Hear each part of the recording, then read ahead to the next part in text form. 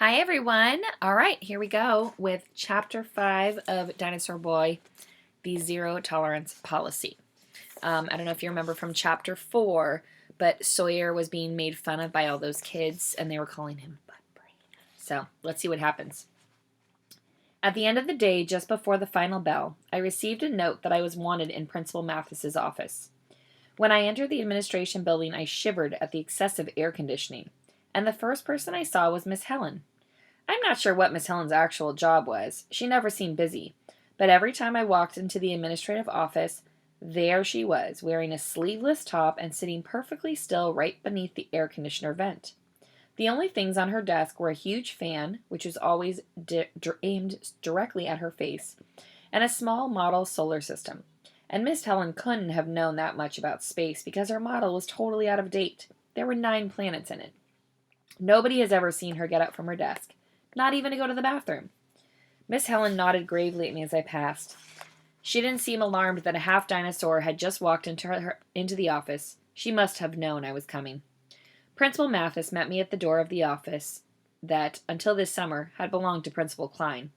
I was still a little bit confused about what had happened to him. The school had sent around a letter telling us that he had won the Oregon lottery and retired. I had always liked Principal Klein, and I thought he liked us too, but the letter had also said the goodbye note he had left behind had been inappropriate to share with the students. Even in her extremely tall shoes and with her poofy hair, Principal Mathis was only about an inch or two taller than me.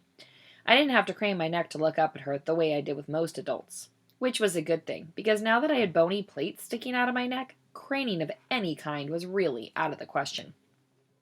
"Hello, Sawyer," Principal Mathis said, shaking my hand and giving me a smile that showed all of her teeth. She kept a grip on my hand and pulled on my arm so that I did a half turn, allowing her to look at me from the side. My, she admitted, what lovely plates. "That's very rare. They're very rare, you know," said a familiar voice from inside the office. Principal Mathis stepped to one side, and my mom smiled at me from one of the 2 chairs in front of a large desk. "Less than 8,000% of the population has the dinosaur gene," my mom added, giving me a small wave.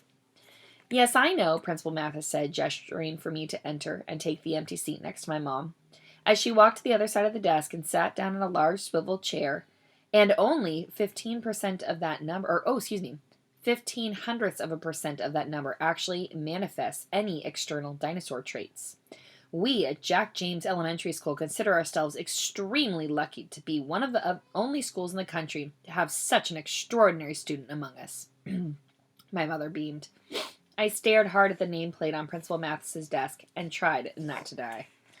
"That being said," Principal Mathis said, clearing her throat as she sat forward in her chair, "we can't pretend, Miss Bronson, that the change in Sawyer's appearance has gone unnoticed among his peers." "Of course not," my mother agreed.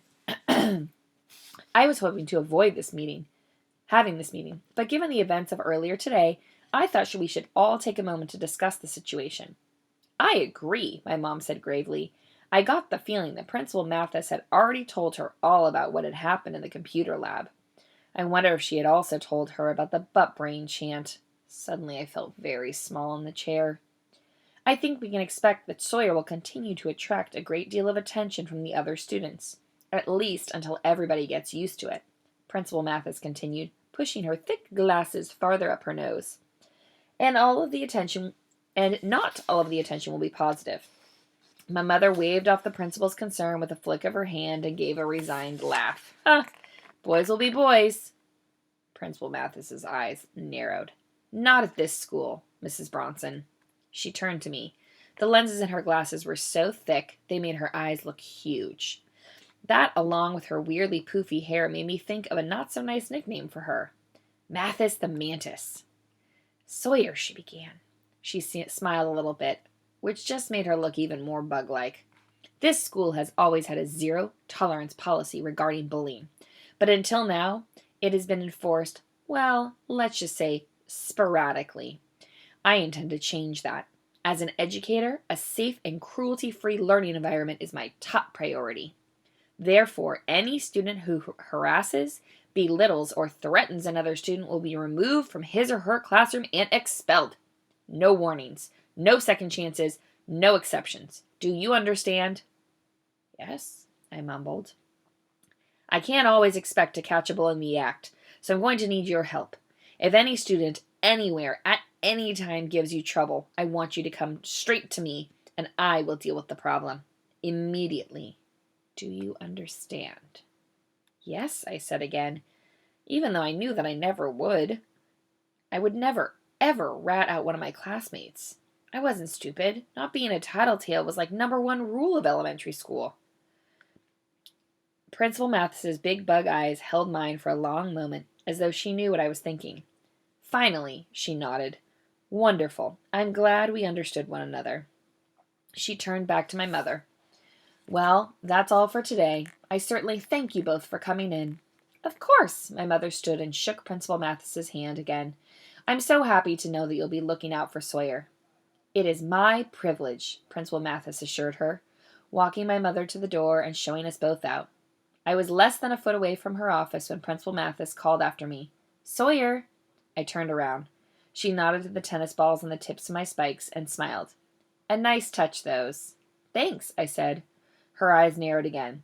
Sharp objects that can be used as weapons are prohibited under the school's code of conduct. See that you keep the tennis balls on during school hours. Yes, ma'am. All right, you guys. That was a shorter chapter. Next chapter we'll be Chapter 6, Freak Out.